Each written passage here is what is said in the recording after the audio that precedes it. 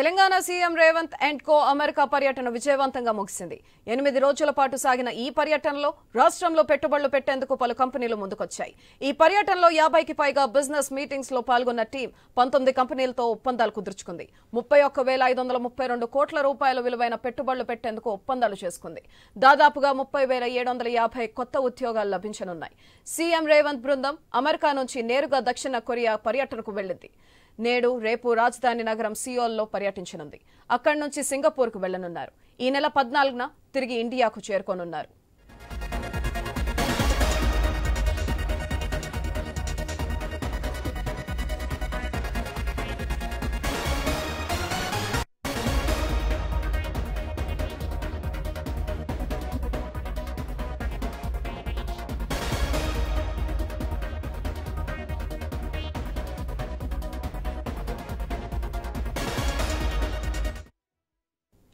Telangana CM Revanth and co America పర్యటన విజయవంతంగా ముగిసింది. 8 రోజుల పాటు సాగిన ఈ పర్యటనలో రాష్ట్రంలో పెట్టుబడులు పెట్టేందుకు పలు కంపెనీలు ముందుకొచ్చాయి. ఈ పర్యటనలో 50కి పైగా బిజినెస్ మీటింగ్స్ లో పాల్గొన్న టీం 19 కంపెనీలతో ఒప్పందాలు కుదుర్చుకుంది. 31,532 కోట్ల రూపాయల విలువైన పెట్టుబడులు పెట్టేందుకు ఒప్పందాలు చేసుకుంది. దాదాపుగా 30,750 కొత్త ఉద్యోగాలు లభించనున్నాయి. సీఎం రేవంత్ బృందం అమెరికా నుంచి నేరుగా దక్షిణ కొరియా పర్యటనకు వెళ్లింది. నేడు రేపు రాజధాని నగరం సియోల్లో పర్యటించనుంది. అక్కడి నుంచి సింగపూర్కు వెళ్లనున్నారు. ఈ నెల 14న తిరిగి ఇండియాకు చేరుకోనున్నారు. దీనిపై మరింత సమాచారం మా special correspondent Sunil phone line ద్వారా అందిస్తారు. సునీల్, చెప్పండి, దక్షిణ కొరియాలో ఏ కంపెనీలతో చర్చలు జరిపే అవకాశం ఉంది? సీఎం విదేశీ పర్యటన సక్సెస్ఫుల్ గా కొనసాగుతా ఉంది. మొదట అమెరికాలో పర్యటించినటువంటి సీఎం నేతృత్వంలోని బృందం దాదాపుగా 19 కంపెనీలతో సంప్రదింపులు జరిపారు. దాంట్లో భాగంగా చాలా కంపెనీలు తెలంగాణలో పెట్టుబడులు పెట్టేందుకైతే ముందుకు వచ్చాయి.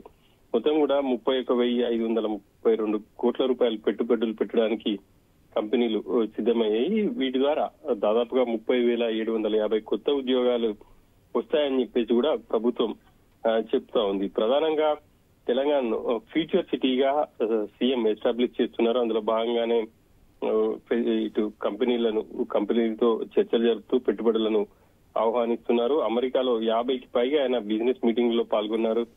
ప్రధానంగా artificial intelligence, life sciences, pharma, electrical vehicles, data సెంటర్లు, ఐటీ, ఎలక్ట్రానిక్ లో ప్రపంచవ్యాప్తంగా పేరు పొందినటువంటి కంపెనీలతో ఆయన చర్చలు జరిపారు. ఇక తెలంగాణలో ఇక త్వరలోనే కాగ్నిజెంట్ కావచ్చు, Charles Schwab, RCCM, Corning, Amazon, Zoetis, HCA, health care, వివిన్ ఫార్మా వంటి కంపెనీలు తెలంగాణలో పెట్టుబడులు పెట్టబోతున్నాయి. ఇక మోనార్క్ ట్రాక్టర్ల కంపెనీ కూడా రాష్ట్రంలో విస్తరణ కేంద్రం కావచ్చు, కొత్త కేంద్రాలు నెలకొల్పేందుకైతే సిద్ధమైంది. ఇక అమెరికా పర్యటన ముగించుకుని ఆయన అక్కడి నుంచి దక్షిణ కొరియా వెళ్లారు. దక్షిణ కొరియాలో కూడా ఆయన విస్తృతంగా అక్కడ ఉన్నటువంటి ప్రముఖ కంపెనీల సీఈఓలతో భేటీ అయ్యే అవకాశం ఉంది.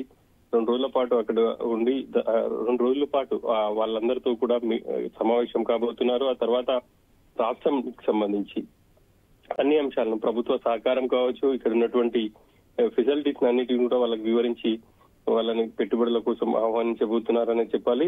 సీఎం తో పాటు ఇటు పరిశ్రమల శాఖ మంత్రి శ్రీధర్ బాబు ఇద్దరు కూడా అందరితో అక్కడ ఉన్నటువంటి ప్రముఖ కంపెనీలతో మాట్లాడుతున్నారు.